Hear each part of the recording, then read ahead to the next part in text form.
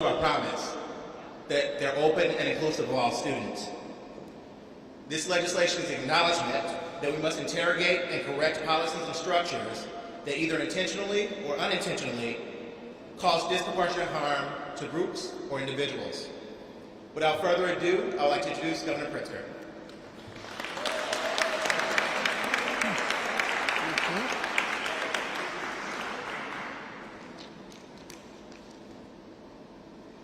Well, thank you very much, Principal Graham, and thanks to all of you for joining us today. This is really a terrific day and a great accomplishment. I want to express my appreciation to everyone here at Uplift Community High School for welcoming us, for hosting us, and of course, Principal Graham, you are the kind of leader who is shaping a welcoming community for all of your students. It's a priority for my administration to make Illinois the most inclusive state in the nation, a goal all the more attainable because of all of the stalwart partners in this fight, people like Senator Mike Simmons.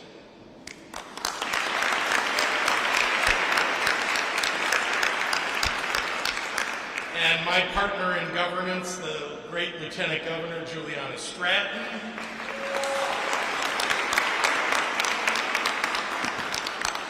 If we keep clapping for everybody, it will take a long time because there are an awful lot of wonderful people, but I do think that they deserve applause, so we'll save it till the end. Leader Greg Harris, Leader Maddie Hunter, Senators Robert Peters, Christina Passione-Zayas, Alderperson Maria Haddon. So thank you all very much.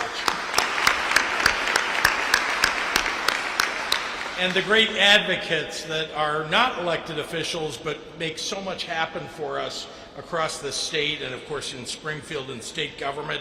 People like Aisha Davis at the AIDS Foundation, Senn Principal Mary Beck, Sullivan Principal Chad Thomas, who make a real difference in so many people's lives here in our communities. To Mike Simmons and Jet Hawkins. Yeah, it's your stories that inspired the bill that I get to sign today. I'm sorry for the pain that brought us here, but please know that your advocacy will help younger Illinoisans proudly embrace their identities. Ida, thank you for being here to share your family's story. For so many people, how you dress and how you look is an expression of who you are. For others, the choice is as simple as deciding what makes them the most comfortable and confident in their own skin. That should be the beginning and the end of the conversation. But for decades, black people have too often had their natural and protective hairstyles weaponized against them. Black students have been faced with discipline and exclusion at school simply for wearing hairstyles such as afros, braids, and locks with damaging ramifications, in part on their mental health. Black women are more likely to be sent home from the workplace because of their hair, perpetuating the backwards expectation that they must battle their own desired appearance in order to seem to their employers as if they're professional looking. Well, this isn't just a historical problem. Jet's braids were called a dress code violation in March. Nobody should be made to feel less than for how they express themselves, let alone miss out on school days, dances, and after-school sports for how they style their hair. So in Illinois, we're making it so our students never have to deal with what Jet and Ida went through again. Effective January 1st, school uniform and dress code policies in Illinois cannot prohibit or restrict hairstyles historically associated with race, ethnicity, or hair texture.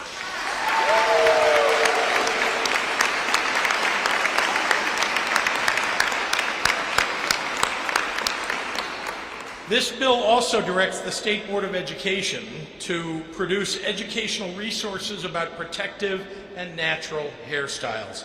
This is yet another way that Illinois is making powerful strides in transforming the culture of our schools.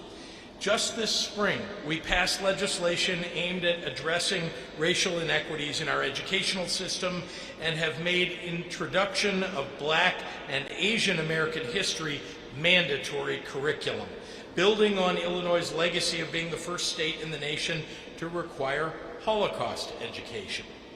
Today, we are adding to that progress so students can embrace the power of their heritage rather than compromise their identities. With that, I want to turn this podium over to one of our state's leading voices for justice, equity, and opportunity, and that's our Lieutenant Governor, Juliana Stratton.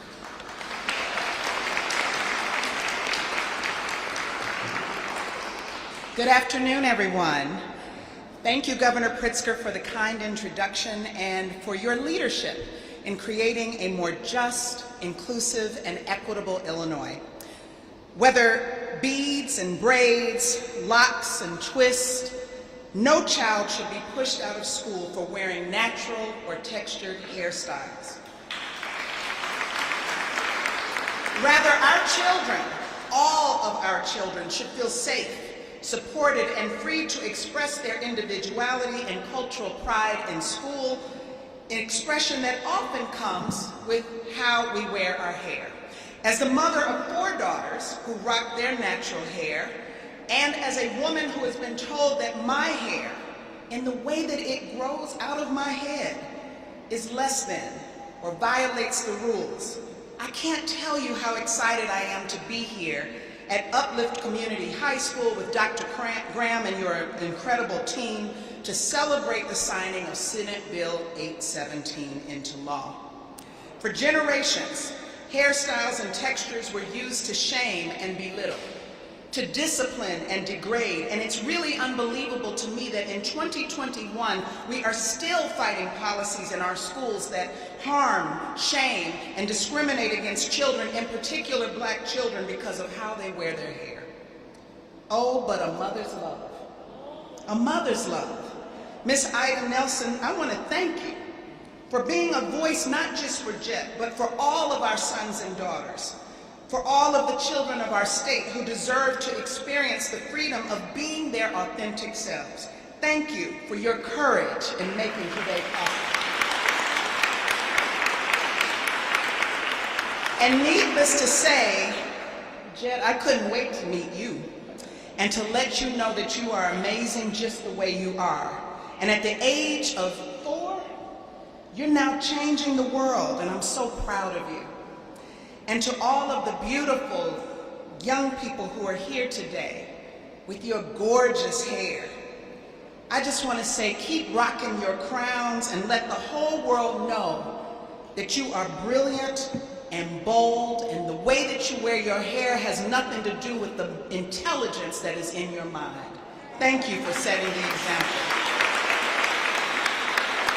I'm so grateful for all who have joined us today in support, who have already been acknowledged by the governor, but I do especially want to thank the bill sponsors, Senator Mike Simmons and Leader Greg Harris, for your bold leadership in paving the way to the Jet Hawkins Law.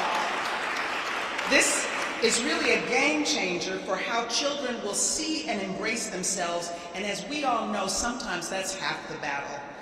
Senator Simmons, as the chief sponsor of this bill and a true warrior in the fight for equal justice under the law for all, you are a living example of being free to be who you are and showing up in spaces as your true self. And for so many young people, you are an example of how to walk in authenticity. Thank you for living your truth, and congratulations on now making it possible for so many other children to do the same. I now welcome you to the lectern to give remarks. Senator Simmons.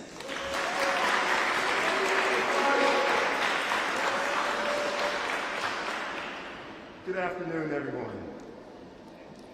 I want to thank Principal Graham for hosting us here at Uplift High School this afternoon in Uptown.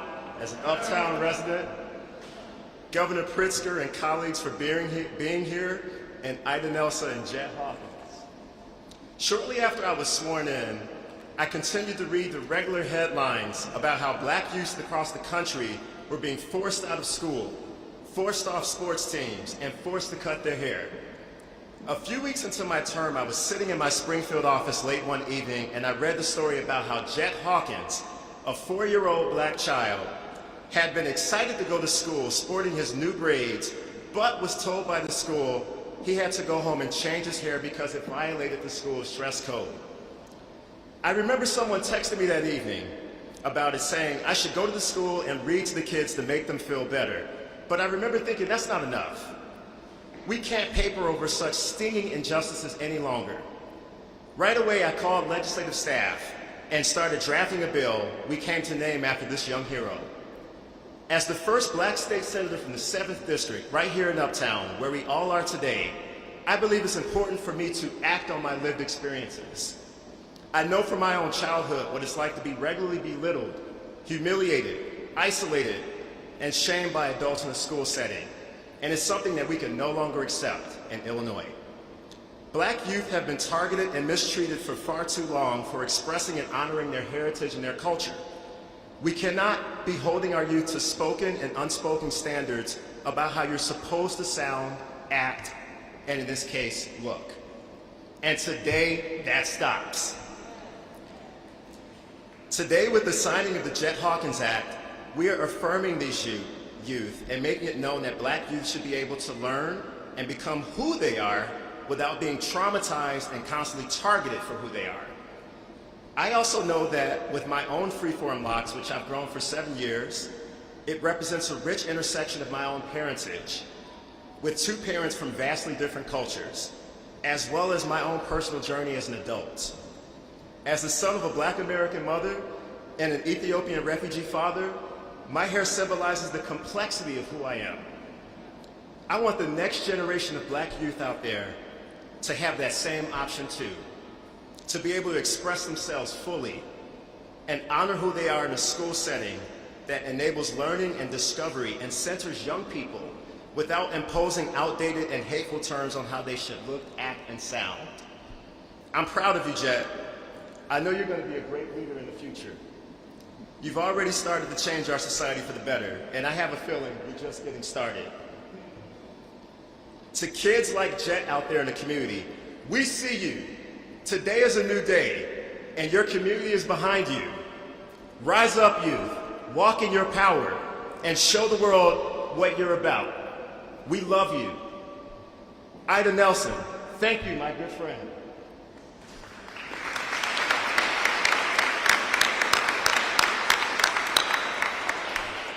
I am in awe of your love for your son and your mothership. Thank you as a black mother for empowering Jet and for empowering black youth all across the state with what you've done for our society today. Thank you to black moms everywhere, like my mom, for fighting every day against racist systems for the children that you love. And thank you to black parents across Illinois for empowering your children for the betterment of our collective society. Thank you again, Governor Pritzker, for signing this legislation today and for turning the page so that we're on the right side of history here in Illinois. Thank you. And thank you to my colleagues and stakeholders who got behind this bill. And now I'd like to introduce my state representative who sponsored and carried this bill in the Illinois House, my good friend and my Uptown neighbor, House Majority Leader Greg Harris.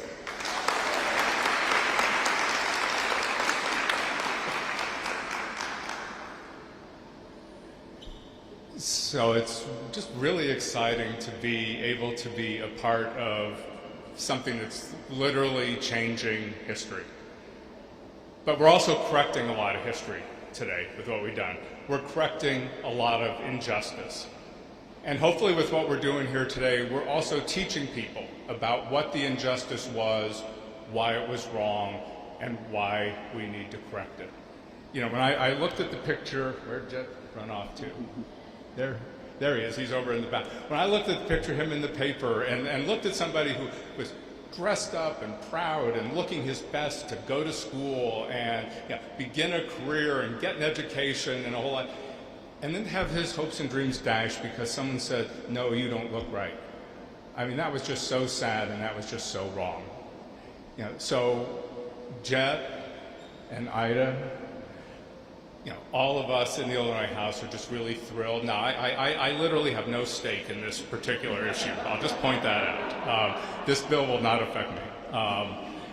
But it does affect me, and it does affect other members of the House and the Senate, in that we've had to learn about this issue. And something Governor Pritzker mentioned is we've also passed laws that require us to teach accurate, true history of African Americans in America, because we need to learn that history, including the sad and dark parts of that history, you know, for which we now need to make some reparations.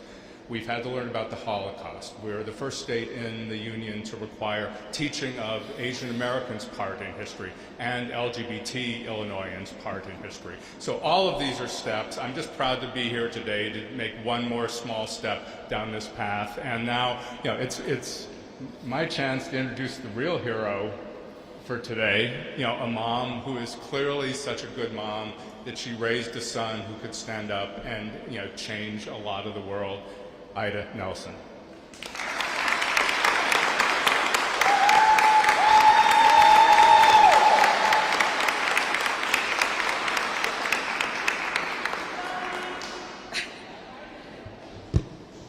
Thank you. Good afternoon. Today is the day I am proud to be an Illinoisan. This is a monumental event. I would like to express gratitude to Jet and to the Senator and Governor for helping me to move our country from an intolerant and repressive system that has directly impacted people of color and have prevented us from being accepted in our true natural states. For us, it is bigger than just hair. Our hair is an extension of who we are as a race and is deeply connected with our cultural identity. This is one huge step towards improving the mental health outcomes for our children, as it ensures that they will be in healthier learning environments.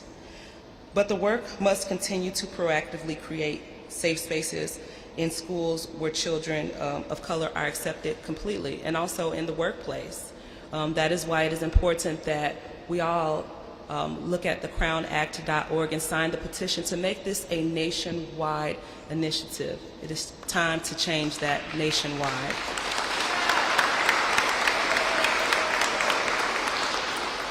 Because our hair, our blackness, our existence deserves to be celebrated, not just tolerated.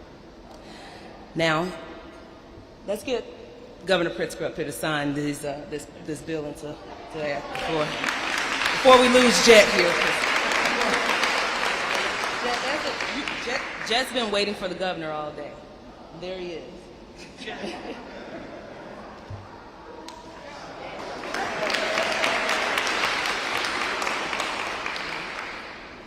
Do you want to stand there and make sure that he signs it in the right spot, Jet?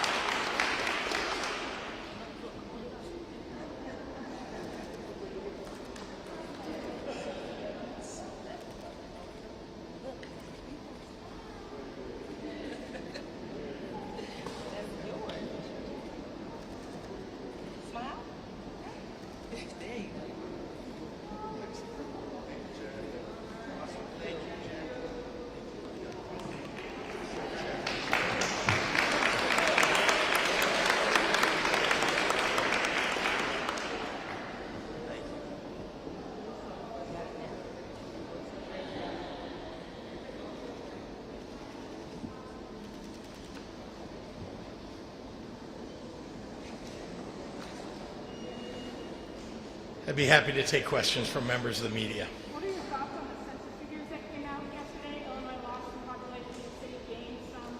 What are your thoughts on what that means for the state?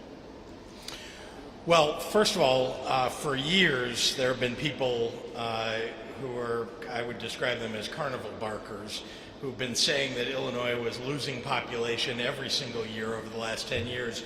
As it turns out, we didn't lose population over the last 10 years.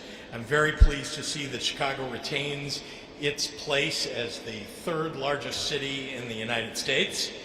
And I'm very pleased to see that there's an affirmation that we are a diverse state, and we remain so. What do you think this means for especially Hispanic or Latino politicians for their political power going forward? Do you think we could see the first Latino Chicago mayor, the first maybe Latino governor after your term? You're suggesting people should run against me? No, honestly, I'm thrilled. Look, this is a state, the first state in the United States to ratify the 13th Amendment ending slavery in the United States. We were the first state to ratify the 19th Amendment giving women the right to vote in the United States. We are the state that elected one of the greatest presidents of all time, and that's Abraham Lincoln, and another of the greatest presidents that we've had, and that's Barack Obama. So we are a state that represents diversity, that fights for diversity, and so I'm pleased at the kind of recognition that that's who we are as a state. For politicians, for young people who are thinking about possibly running for public office someday, I think there's an affirmation for them too, that Illinois is a state that is welcoming for them to become great leaders.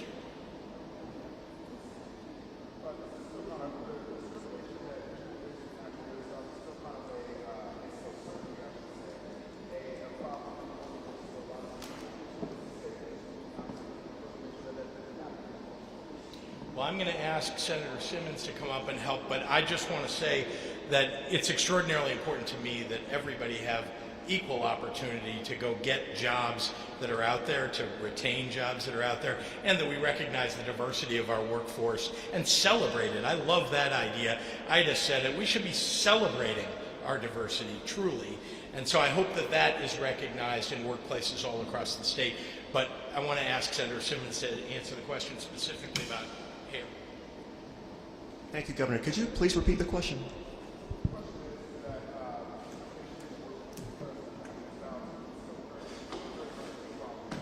Yes. Yeah. So we have a bill right now pending in the General Assembly that would do exactly what the Jed Hawkins Act does for workplaces, so that black people in workplaces are not fired, denied promotions, and other things because of their hair. And that bill is pending right now, and we, myself and a number of my colleagues, are going to continue to push on that bill as well. They'll do the exact same things. Thank you.